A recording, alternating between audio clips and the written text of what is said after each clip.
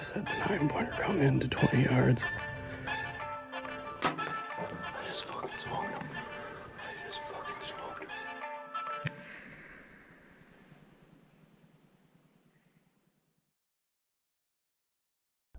Welcome back to the Borderland Pursuits podcast. This is Steve speaking here with Sam Steners, and we are in Montana for our late season elk and deer hunt with a couple of general combo tags.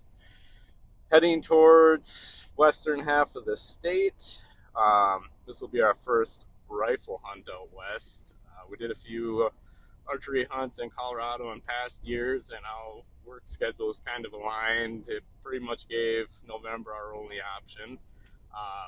Doesn't align very well with the rut back home, as cameras really started to kick off this week and starting to see some bucks drop from people we know, but also very excited to get out here with the rifles and see what we can find out in western Montana. Sammy, are you excited for the trip or what? Yeah, it's excited.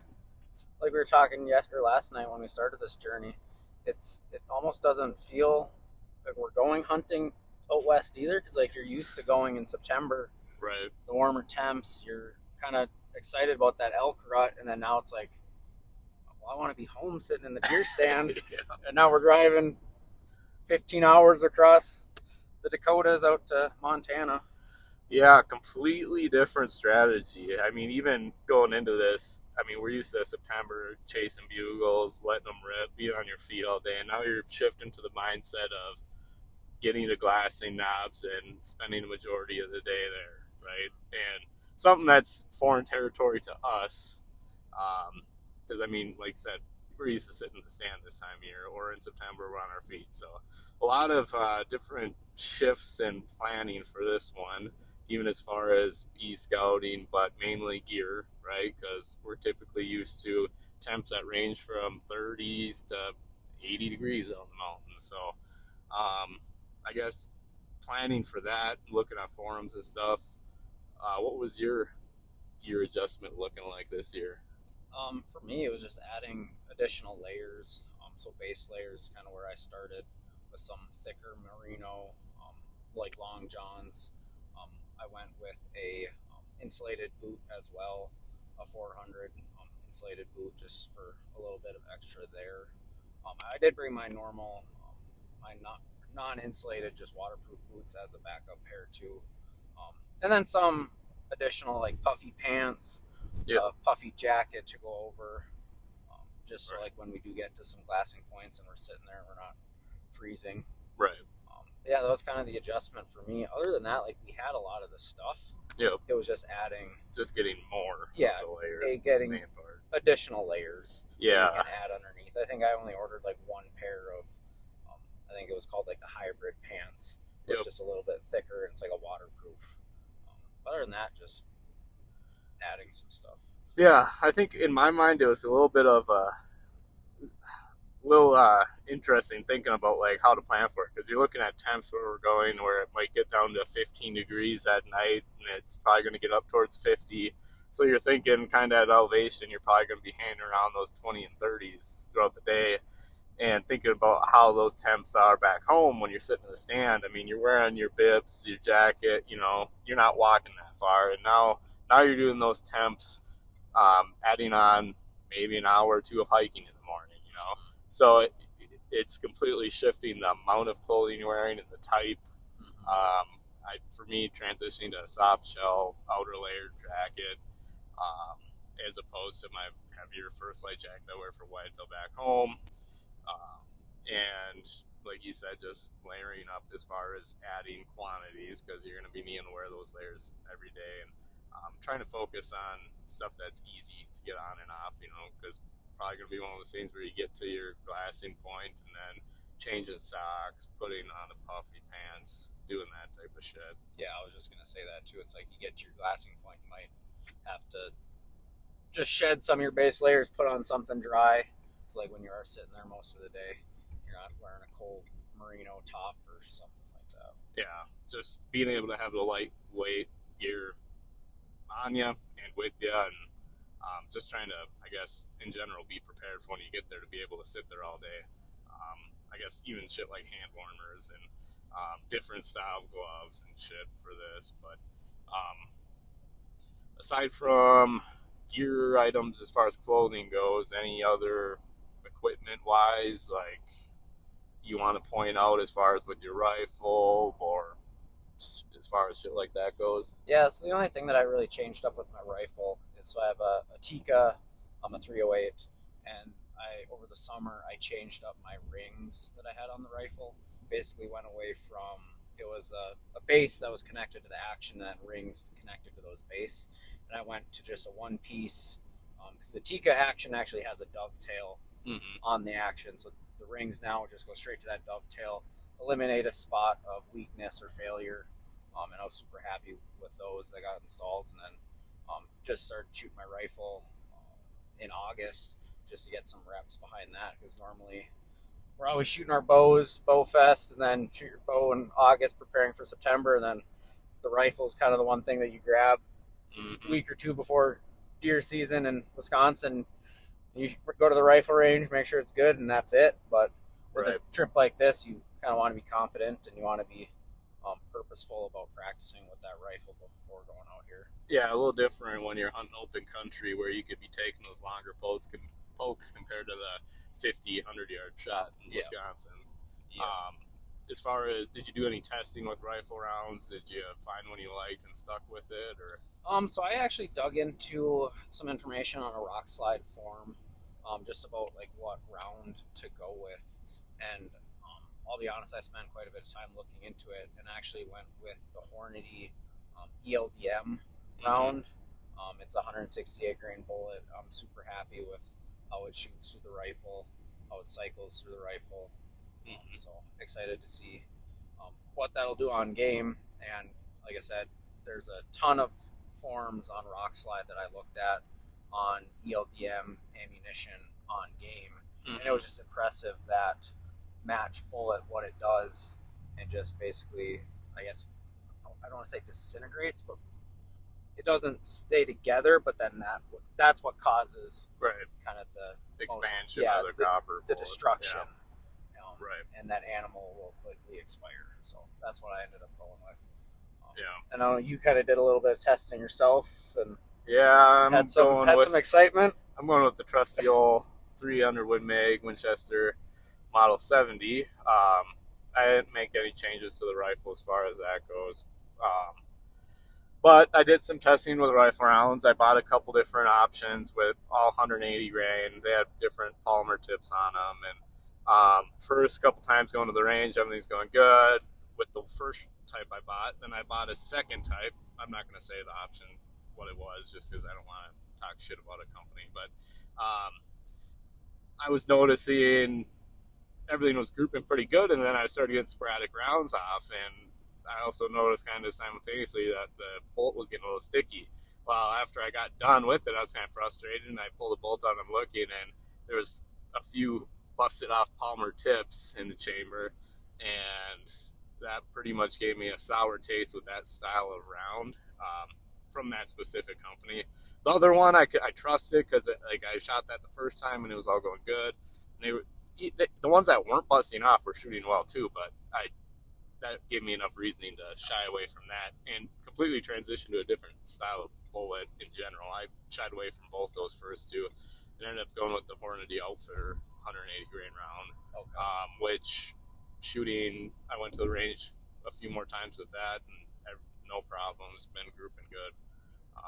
So I think, everything should be good there. As far as, shooting the rifle leading up to this, I mean, like you said, typically you only sight it in right for rifle season. I mean, I haven't shot over 100 yards in probably 8 years with the rifle, and so this is the first time sighting in, practicing at 200-300 yards. That was pretty much the furthest range accessible to us for public around where we live. But just becoming kind of confident and reassuring in abilities there. As far as other gear items go, I picked up a pretty cheap spotting scope to bring with. I mean, a lot of the forums you read and stuff say, like, good set of binos will do the trick. You only need a spotter if you're in a trophy unit and you're trying to pick out which one you want, but more so one of those scenes for filming. I think it'd be cool to get some pretty up close photos and videos of whatever wildlife we find out there. Yeah, no, I think the spotting scope is a good addition. Like we had talked, even just being able to capture some video on it, even if we do get the opportunity to take some shots, that's some useful information if you can capture a video for shot placement or how the animal reacted. Yeah. And my mind was at the same place. Like I was thinking about buying a spotter, especially with our upcoming trip to Alaska. Like I will have a spotter for that trip. Yeah. This year, I just decided to spend that money on the gear that I decided to pick up. Spend a little extra money on some boots and stuff like that. But I do agree that the spotter was a good addition. And realistically, you probably only need one between the group anyways. Yeah. And like you said, it's the same thing for like self-filming hunts, and why I like it is being able to like reflect on that tape of the shot and be able to identify, reassure yourself on where the shot placement was, not just based off memory. That's, I think, is very helpful. We've all been there. Oh, yeah. Smoked it. No, you didn't. Right. But I think it'll be cool to have some footage there, and just in general, try to put together footage throughout this trip and make a little film of it, and then kind of documenting the hunt, kind of like our friend Brett did on his little Kansas trip. Yeah. He had some success on, which hopefully we'll have a podcast coming up soon that'll kind of capture that story. Pretty cool. But Brett is busy in the Whitetail Woods back in Wisconsin this weekend in the prime rut, so hopefully he gets some action there. But a little bittersweet being out here while that's going on back home, for sure. I'd say we tried to convince him to come out to be a little pack mule for us, but he decided he had better things to do, I guess. Right. I'm just giving him a hard time. Yeah. I guess just talking Montana in general, I think some helpful points to discuss is how the whole preference point system and draw works for out here. We've been putting in for points here since 2021. This was our first year drawing. They had some changes to their legislation a few years back that kind of changed how applying works. It's not necessarily one of those states where you can just buy preference point after preference point for as many years as you want and build them up. You have to apply every other year, otherwise you lose your points. And 4 points is the limit, essentially. Like you're going to drop by then anyways, applying every other year. I think this past year, the draw odds, well, that's the other thing, and they allocate a certain amount of percentage it takes to people with 0 points, which brings the draw odds with 0 points over 50% if you're applying by yourself. But then on that 1 point draw, it's a 0% chance of drawing. Once you get up to 2 points, it's like over 80%, and then 3 points would be like the 100% draw. Yeah. Which we had a little hiccup with the whole losing a point type thing, and kind of set us off. So this was the first year we were able to draw. I had 3 points, Sam had 2 points, applied as a group, and we drew with 2.5 points average. And Montana also does the bonus point system, which you can buy those year after year after year, build them up, and that's what enables you to apply for the limited entry units. So if you draw the general tag, whether you're applying for the combo or elk or deer specifically, we did the combo, so we have the elk and deer tags for general units. But once you draw that general tag, then that enables you to apply for the limited units with your bonus points, which I kind of like that system in comparison to how some other states do it. I think that's a pretty well-rounded way of letting people prepare for it, I guess. Like, you're going to draw the general tag, and then it's like, all right, cool, I'm either going to stick with the general unit or I'm going to go all out and see if I can pull one of these limited tags. I think that's a pretty good deal there. Yeah, I would agree with that. And it's nice, especially as a non-resident, you can prepare yourself and be like, okay, we came into this year like with a very good feeling that we were going to draw the tag. Right. Or tags at 2.5 points. It's like we were able to kind of prepare for it at that point. Where it's like some of the other states you're just putting in, you're like, right, maybe I won't draw this, or it's a lower percentage as a non-resident. Yeah, it's one of those things with Montana where it's like, you're going to draw the general tag one of these 2 years, and being that you only apply every other year, you pretty much are going to know the year you're going to draw. Mm-hmm. Like, if you apply with 0 points, you have a decent chance of drawing. Then, say you don't draw it, your next year don't apply, then the following year apply, and you have a good chance of drawing again. It kind of helps you set up along with your other states, so you're not doubling up that year or whatnot. Yep. Other, I guess, little laws that we kind of dug into was just on transporting game if you do get one. Specifically looking at, like, all right, unfamiliar with Montana and kind of transferring game across like North Dakota and stuff. So I looked into that as far as with our home states, bringing them back to Minnesota, Wisconsin. CWD-info.org is a really good source for info as far as identifying states' laws go. They have an interactive map and everything, so you can click on it. It shows you Wisconsin is a pass-through state. You can bring, according to the website, not according to me. This is not legal advice. So double check everything we say before you do these hunts. But according to the website, it says Wisconsin's pass-through state. You can bring a head from other state into it as long as it goes to license taxidermist within 72 hours. Minnesota, same thing, but 48 hours. The hiccup we found was transporting it from Montana to those two states. North Dakota is a no pass-through state. You cannot bring a head through it unless it's, I think, antlered or skull capped or something along those lines. Like I said, look into the regulations yourself. But South Dakota is a pass-through state where you can transport it through. So we got all that info off that CWD-info.org website. I guess it's a really good source if you're looking to hunt anywhere, trying to transport across state lines back to your home state. And it gives you kind of the summary, and then kind of on you to do the further investigation and make sure that those regulations and infos are current and aligned with those states' laws. But just doing a little bit of research, kind of one of those things that popped in my head, and I'm like, all right, we got to double check this, looked into it, and then actually found a pretty good resource out of that. Aside from that, I guess another thing with Montana, it's a blaze orange state for rifle season. You have to have 400 inches of visible orange on at all times. I mean, that pretty aligns with Wisconsin, I guess. Nothing too different. But that's another one of those subjects of controversy. You go on the forums and people are, think the orange is bullshit. Some people think it's a great security blanket. Personally, it doesn't bother me, especially rifle season out west. I mean, it's not like you're archery hunting, trucking through the woods with bugles and stuff. I mean, not a huge deal, but again, just a reminder to check your state's laws and know the little regulations and little kinks of the different states, where you're going hunting. Don't rely on podcasts or other YouTube's videos for people telling you laws and regulations. If you do learn it that way, just make sure you go in the regulation books and verify everything yourself. That's my recommendation on that. I guess moving into planning and strategy and picking out where we decided to go for this trip. We kind of looked at it high level. I mean, obviously we weren't able to get boots on the ground and put our eyes on spots we wanted to hunt and scout throughout summer and that type of stuff. It was going to have to be all e-scouting reliant.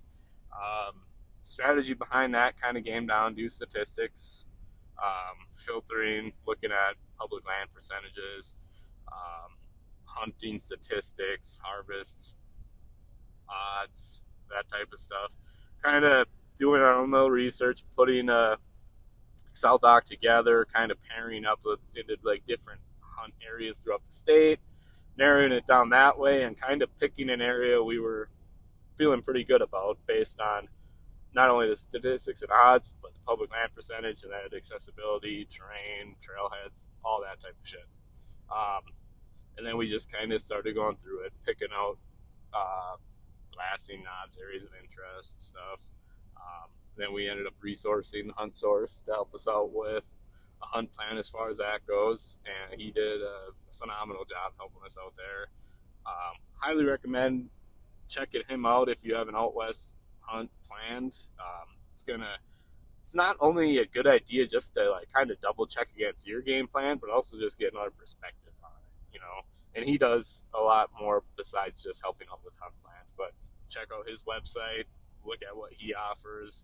I'm excited to like check out some of those pins and whatnot he set us up with and see how it aligns. It looks like a lot of his clients have had some good success this year. So it's just another reassurance, right? Just spending that little bit of extra money to get a second input and make sure you're aligned with something that's going to set you up for the best success. And me personally, I thought it was like almost an insurance, like a security blanket, just kind of getting somebody else's input on it. Somebody with more experience than obviously we do out west too. Yeah, and I'll kind of talk about that a little bit. When Steven had reached out to me originally about it, I'm like, it's almost like a no-brainer. Yeah. From coming from Minnesota and Wisconsin, you're traveling all this way.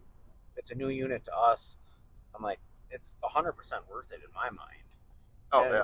Just with the hunt plan that he put together and the pins, and he's like, hey, like, check out this area, maybe this towards the beginning of your hunt, maybe check out this area at the later ends or whatever. It's just like, I don't want to say an easy button, but kind of like how you're comparing it to an insurance blanket. Like, we had a thought process of what we wanted to do, but then this is just reassuring that, A, we're kind of focusing in the right areas.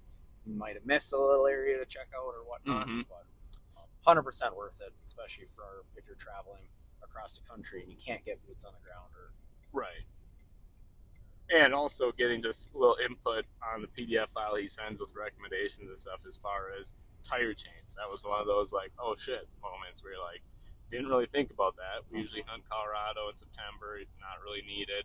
We do get snow in Wisconsin, but you're not driving on mountain roads, So that was kind of one of those like good pointers that definitely I think would pay dividends in the long run if it came to it. So highly recommend checking him out. He is a wealth of knowledge and could help you out with whatever West hunt you got coming up. Aside from that, I guess talking weather, we already touched on that moving forward. There's not a lot of snow in our forecast, really.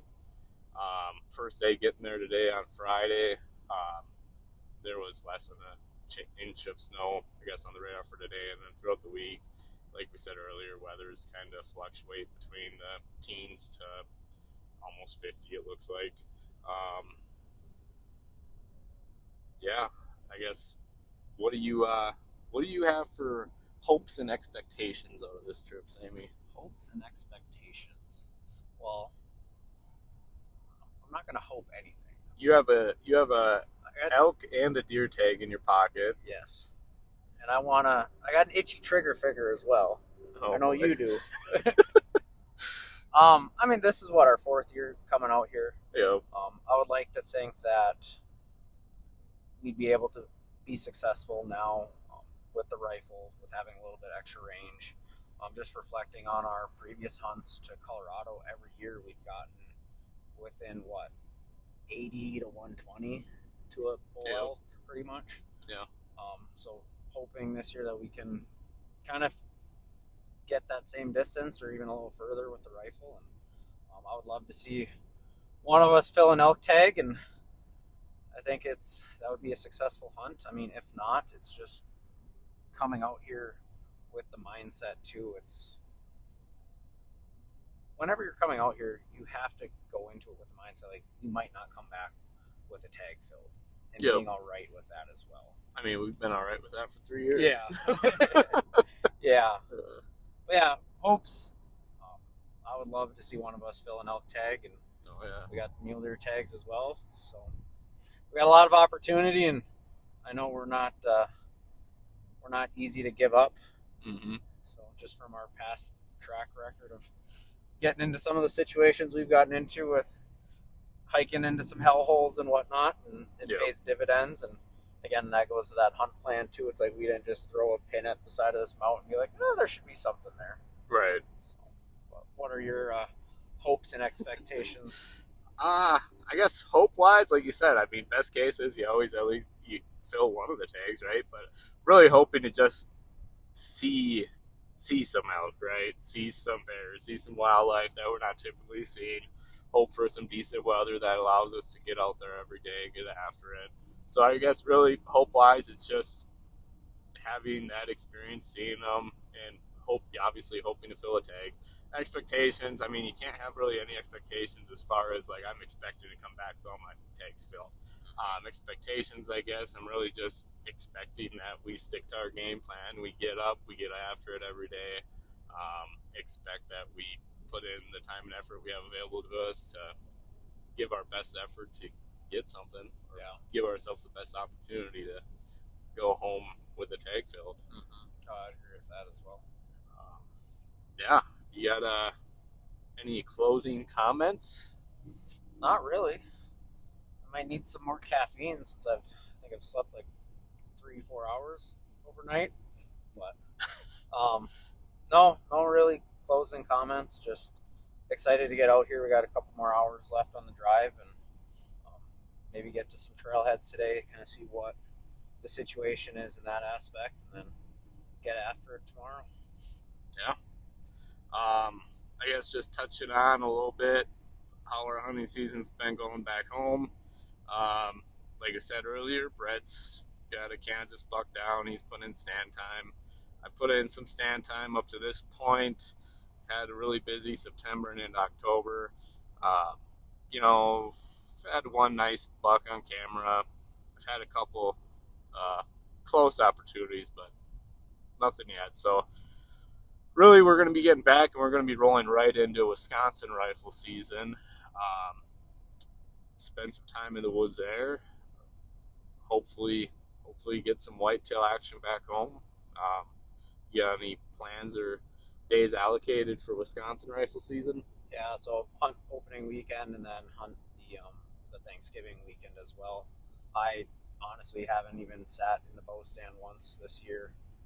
The past 2 weeks I was traveling for work, and then this past Saturday I had the opportunity to spend the day with my wife before leaving again for 10 days, so I decided to do that instead of sit in the woods, and that was just the decision that I decided to make. But yeah, just spent some time in the rifle stand once we do get back, and a little disappointed that we weren't able to spend some dedicated time during bow season, but it is what it is. You gotta kind of pick and choose where you spend your time, especially when you have a hunt like this. Right on.